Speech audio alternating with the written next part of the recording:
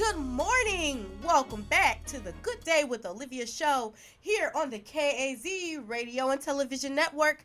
I'm your host, Olivia Winstead, here to serve up the good news happening right here in the city of Cleveland, keeping you informed, engaged, and connected as always. Cleveland, we are living in the age of smartphones, Wi-Fi, and unlimited internet access that connects us to the world all around us and the resources that it bears. It is 2018 in America, a country that has everything, yet homelessness remains a reality. Why is this? What do we do about it? Here to answer our questions is a representative from the Haven Home, where they believe that rectifying the issue begins with a helping hand. I'd like to welcome to the studio this morning Cynthia Rios. Cynthia, welcome to the studio. Good morning, Olivia. Thank you for having me. I'm happy you were able to make it out early this Saturday morning. Yes. Let's start with you, Cynthia, before we jump into Haven Home and what Haven Home is.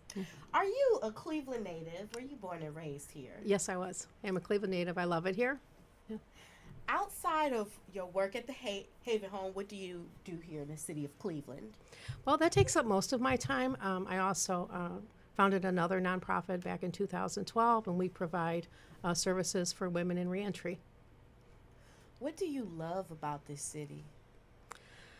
You know, there's a lot of things I love the way the city is laid out. There's beautiful parks here. It's easy to get around. There's great public transportation. You can get it just about anywhere in the county, public transportation if you need to. Best in the nation. Yes. Yeah. So is that what keeps you here? What keeps you here in the city? My family. My family keeps me here. Although my son lives in Kent, but it's close enough that I can go and visit. And I have a beautiful 4-year-old granddaughter. My daughter also lives here in Cleveland, and for that reason, I would never leave. Are you an East or West Sider? Well, I've been both. Right now, I'm an East Sider. All right. Yes.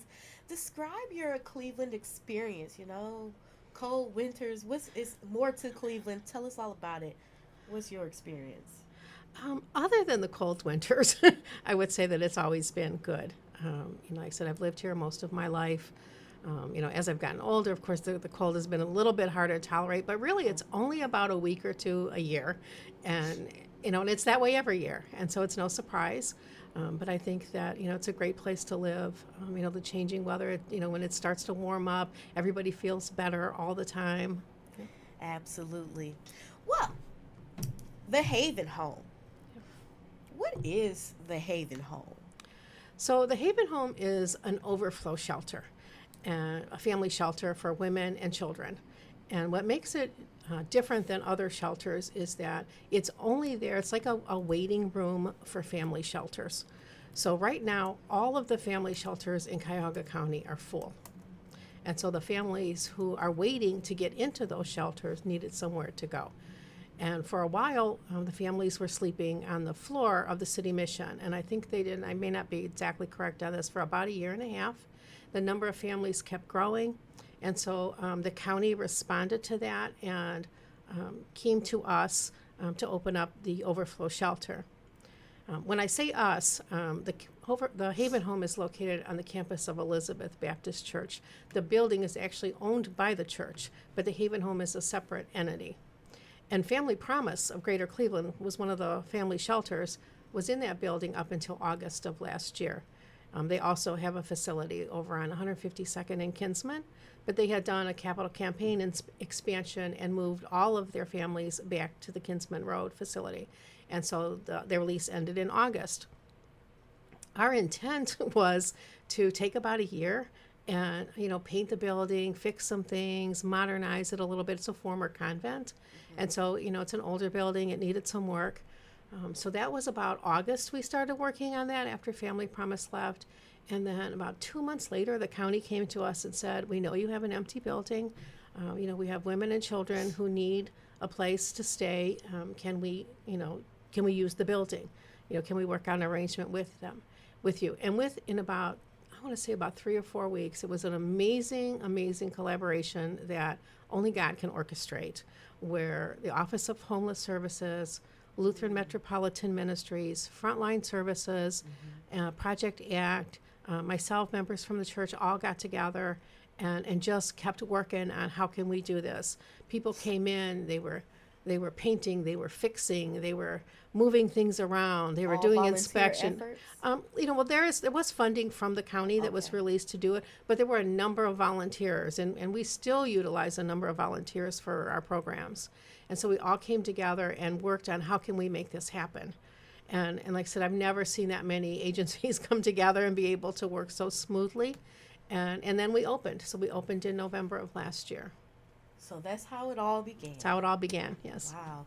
So there's a need for overflow because the shelters are filled to capacity. Yes. Why is this? You say the families are growing.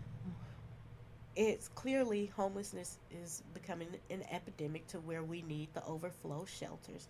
Why is that? So I wish I actually could answer that question. Family homelessness has increased 24% since 2015. There are a number of reasons why that's happened. Some of it is lack of affordable housing. When you think about what it takes to rent a two-bedroom apartment, which probably is around $800 or $900 a month, and if someone's just making minimum wage, they can't afford it. And if there's children involved, there's more expenses that they have, and it's not affordable for them. And it's surprising because this is a city where we think we have a lot of affordable housing, but the wages always don't match up with that. So that's one reason. Some of it's kind of the breakdown in the family structure. Right now, if a married couple with children found themselves homeless, the man has to go one place and the family has to go somewhere else. So that's not really a good situation long term for to try to keep families together. People lose jobs, and that's one of the main reasons for homelessness is job loss. So on your website, your slogan motto is sometimes we need a helping hand. Is this your motto? Your motto? Where did that come from? Who said that, and why is this your belief system? Sometimes that all it takes is a helping hand. I believe that's true, but can you explain to the audience why you guys are using that? I'm not really sure where that came from, but it definitely signifies, what we believe, in that sometimes if someone's approaching homelessness, we might be able to intervene with them, and maybe it's a utility bill that needs paid, and they need $200, and they only have $100. If there was a way to help then, or sometimes it's that there was medical bills that people couldn't pay, so they had a choice: are they going to pay the medical bills, or are they going to pay the rent? And if some way we could help with one thing, we might prevent homelessness. And sometimes people just need some dishes, and we help with that. Or they just need, like a family that just recently left, needed some cleaning supplies. Everything had fallen into place for them, but she didn't have a broom. And so we can provide that too, because we get a lot of donations from the community. So we try to look at it as it's more, when we went into this, we said we are not just going to put a roof over people's heads. We're not going to just do that. That's not what God would have us do. It doesn't align with our value system. And so we have kind of a relationship model with them. Even a year after they leave, and probably more, if someone needs something, they can always come back and ask for it. Like I said, we get a lot of donations from the community of all different things. And so if somebody, like you said, a year from now said, you know what, I don't have any pillows. I just don't have any pillows. If we had pillows, we would give them pillows. The hand is ever present for the need. Yes. Well, tell me, okay, so you don't just provide roofs over their heads, over the community members' heads who needs it. You also provide other services. Can you tell us what those other services are? Sure. So when we opened in November, we probably spent the first couple months, trying to work out the kinks of the system and making sure that, all the paperwork was done correctly, and we were, keeping the families warm and getting the food all lined up. Now what we're looking at is what else can we do? Like, we just received some funding to put a classroom in the building, a classroom computer room. And so we're cleaning out one of the rooms in the basement to be able to have a classroom there so that moms can do job searches, children can do homework. If you think about most kids go home and they have a computer they can do their research on, it's kind of expected that they have that. And so we want the children's lives especially to be kept as normal as possible. So that's one thing that we're doing. This week coming up, we're starting at least a monthly yoga class for moms and kids. We have a volunteer from the community who's coming in, and she's going to do it once a month, and then she has other instructors who are going to come in and do it as well. So on Tuesday nights, they'll have yoga. And this is free. It's all free. Okay. Everything Okay, everything is free to them. Well, I love free Me too. fitness classes. Is this open for the whole community or just individuals who are getting your service, receiving your services? Yeah, right now it's just open to the women and children there, Okay. because we want to make sure that they're able to get take advantage of the services that are there. Absolutely. We have like today, there's a group from Elizabeth Baptist Church that's coming in, some of the women's ministry coming in, and they're doing a day of pampering. So they're doing foot massages and nails, and then they're going to have the kids make gifts for the mom because it would be difficult for the children to go out and buy something for their mom for Mother's Day. So they're going to kind of break them up and let the moms get some pampering, and then the children do the gift making. Tomorrow there's another group that's coming in, tomorrow because it's Mother's Day, and so they'll be decorating the dining room for a special meal for them. Wonderful. Mm-hmm. What makes the Haven home so unique? What stands out about your overflow shelter? The program is a little bit unique in that they're not there during the day. So they're only there from 5:30 to 8 a.m. And that does pose some challenges for them. 5 p.m. to 8 a.m. Yes. Okay. Yeah. Otherwise, I think what's unique about it, at least from my perspective, and people have shared this when they walk in, is they feel compassion in the building. Like we look at the messaging. We try not to have a lot of do not, do not, do not signs in the building. We have encouraging things. We post job fairs. We post community activities that are going on. The families can participate in activities that are going on at the church as well. Of course, we always encourage them to come to church, but if they want to just do some of the kids' activities maybe that are going on in the evening, if they want to do, if we have any type of meal at the church, they're welcome to come to that. So we want to let them know that we care about them. And again, that goes back to we're not just going to put a roof over their head. Why was it so important to eliminate the do not signs? Well, because I think that, we can help people better if it's a positive atmosphere. My little pilot project for that was the playroom, and that it needed a lot of work when we took the building back over. And there was a family that came in as a service project, and they painted the walls and the floor. They threw out all the broken toys. They bought new toys, and they come in periodically and replenish the toys because they do get broken.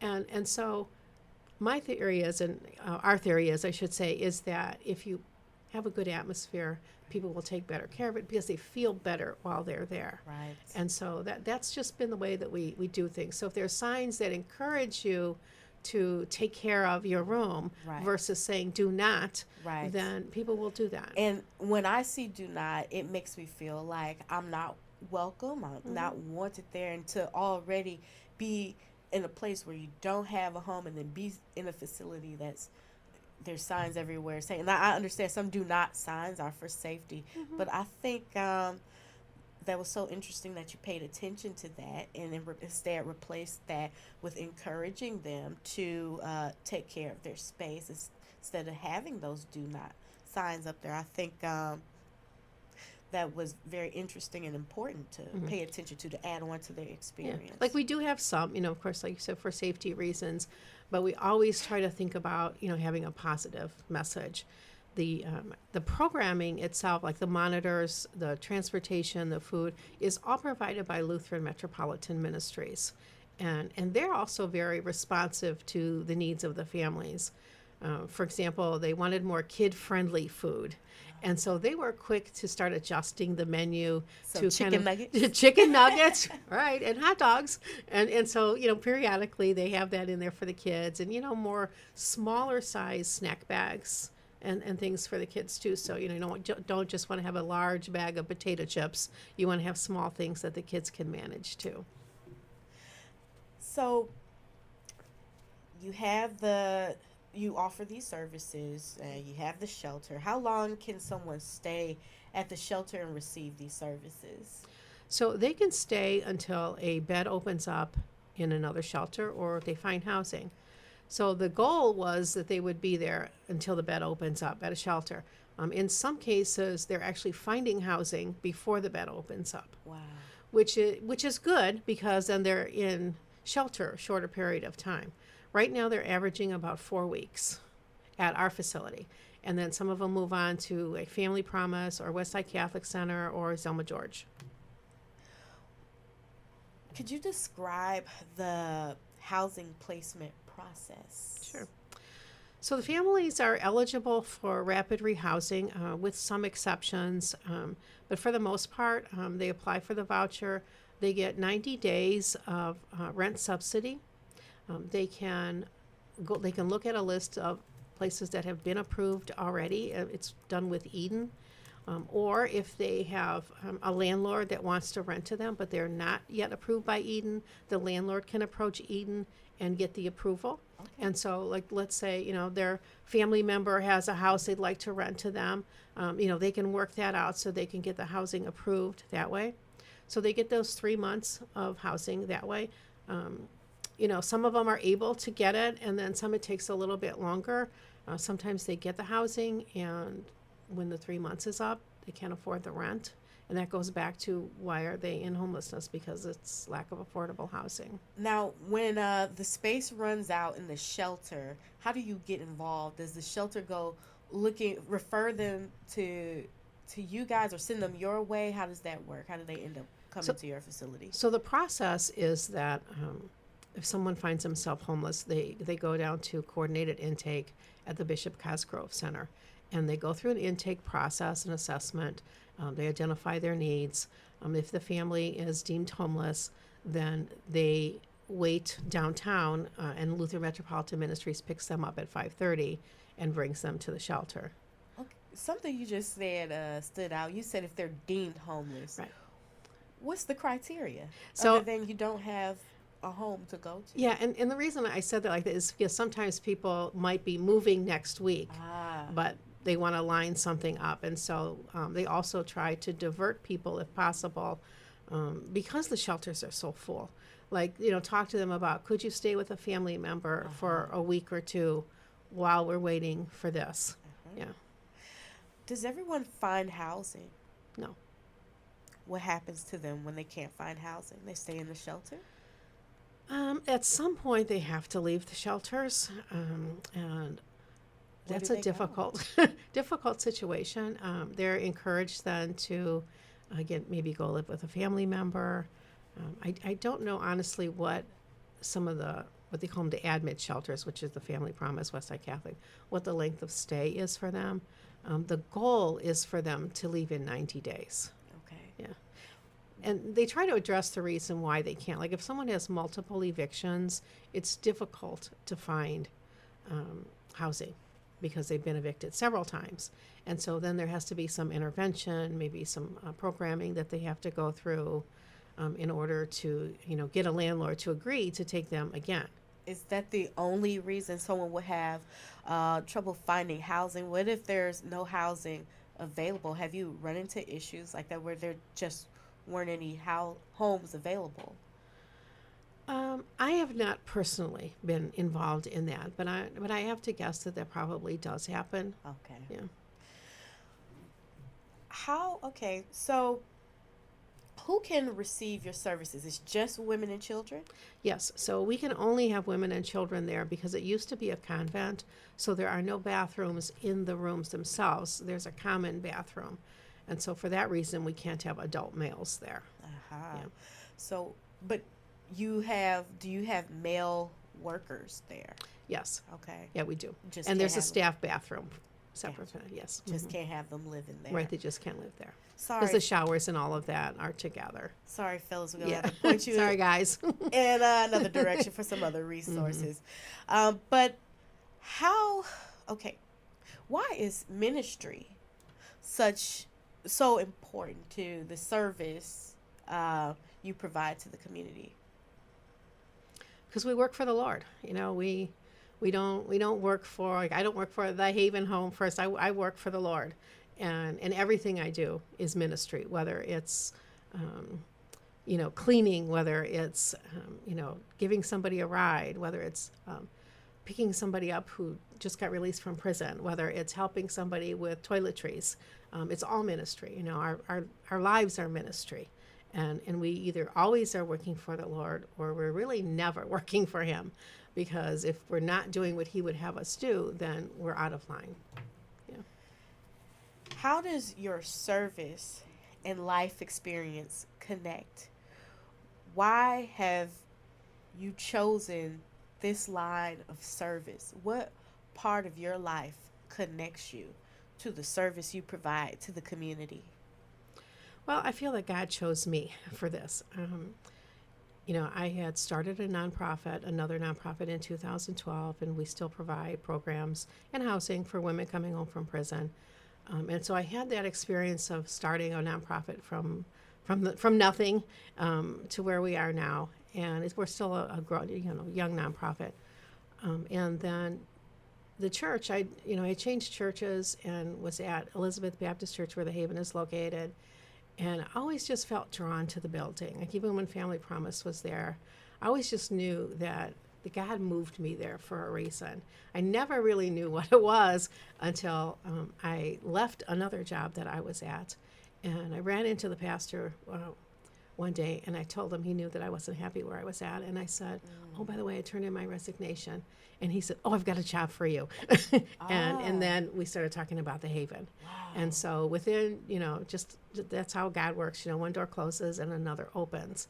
And so I just love doing this in so many ways. I mean, I spent some time living at Laura's home in my life, and so I know what that feels like.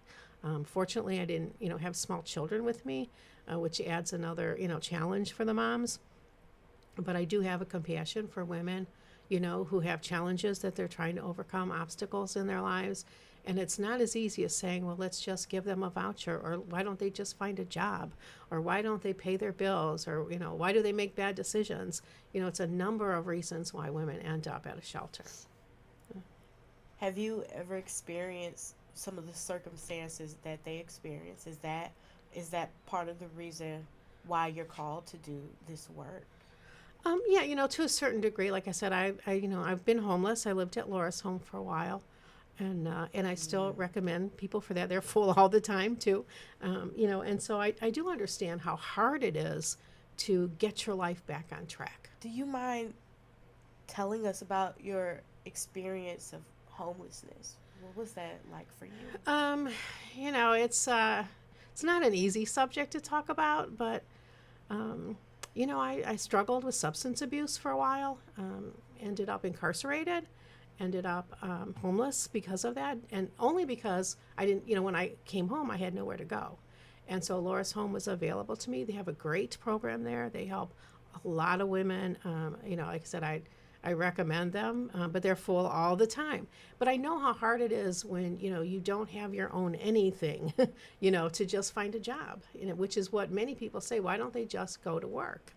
And it's hard when you maybe don't have work experience, you don't have computer skills. You can't even be, a cashier without kind of understanding how to use a computer anymore. And if you're, moving from one couch to the next, one relative to the next, it's hard to have that stability. And I think providing stability is what, helped me. And so I know that's what will help them, and God put women in my life that helped me. And so, I want to give back that way. That's very inspiring, very encouraging. Thank you. Yeah. On homelessness. Now, I know when we had the chance to sit down, you said you're not the expert, but let's talk about the things you do know. Just let's keep it in Cleveland. What percentage of people here in Cleveland are homeless, if you know? Yeah, I actually don't know, but what I can tell you, because it's a county numbers that are taken. Ah, So as of last year, there were 4,698 people that used the shelter system. So that would be, the men's shelters and the family shelters all together. And as I mentioned earlier, family homelessness is up 24%, and there's just not capacity for everyone. So in 2016, there were 2,646 children who indicated that they were homeless. This is children in the CMSD system. And so that tells us that there are more homeless people than we're counting. Because if you look at a child will tell you they're homeless if they're living with a relative, where the 4,698 number is just people who went to shelter. So a child who, again, maybe the mom lost a house or something and had to move in with her mom or her brother or her sister, they're really homeless. right. And so the children will say, well, I'm living with someone, and so they're counted that way, just to kind of get a better number. So that's a lot of children. Now you said men's shelter and then family shelters, right? Mm-hmm.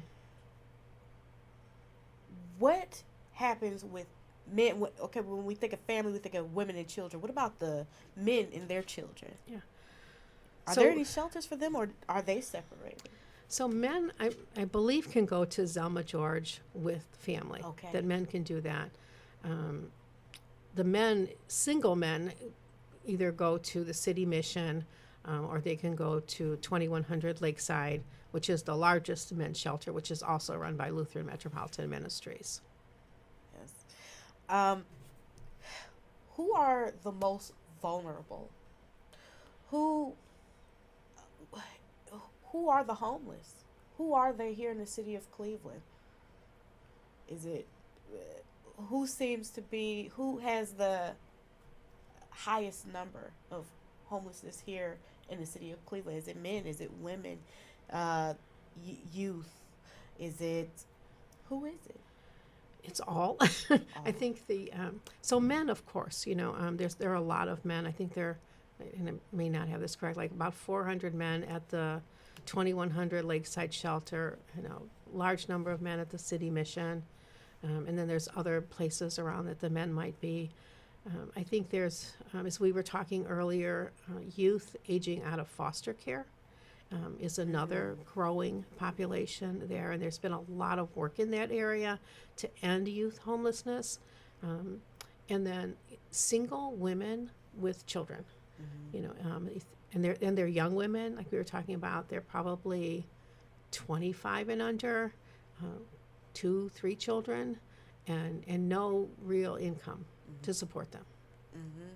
With all the advances in our society and all the resources that seem to be available, you would think people would know where to go to get the resources they need. Why is it still a problem? Why is homelessness still a problem? And you named a lot of things, but maybe you could say it again. Like, why is this still happening?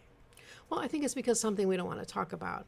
Like, somebody doesn't want to talk about the fact that they lost their job, they didn't have any savings, and so they feel guilty and shame about that.